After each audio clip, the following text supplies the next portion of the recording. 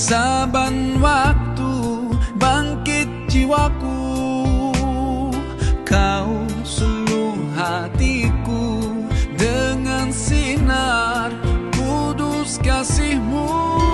Kapan sebagai bukan imam acara. Ramadan hadir bulan mulia, membawa rahmat mencuci jiwa. Sebelum tazkirah dimulai bicara, mohon dibuka hati dan lidah. Ramadan tiba, Ramadan tiba, Ramadan tiba, marhaban ya Ramadan, marhaban ya Ramadan, marhaban ya Ramadan, marhaban ya Ramadan. Kawan-kawan, lain kedua, bulan Ramadan bulan diturunkan Al-Quran sebagai petunjuk untuk kita. Ketiga, bulan Ramadan mempunyai malam Lailatul Qadar.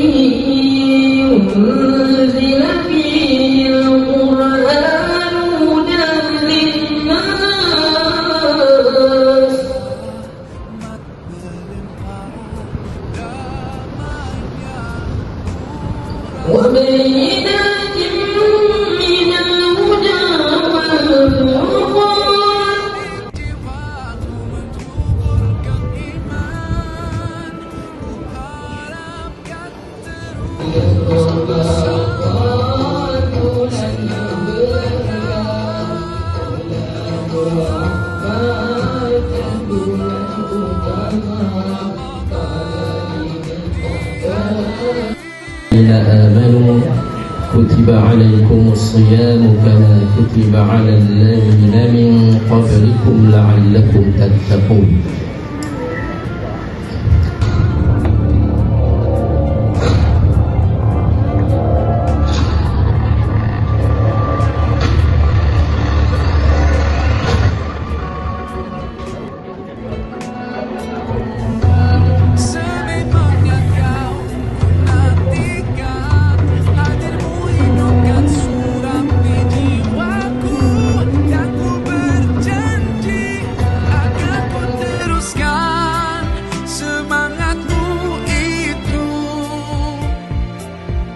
Sepanjang hidupku, oh Ramadan.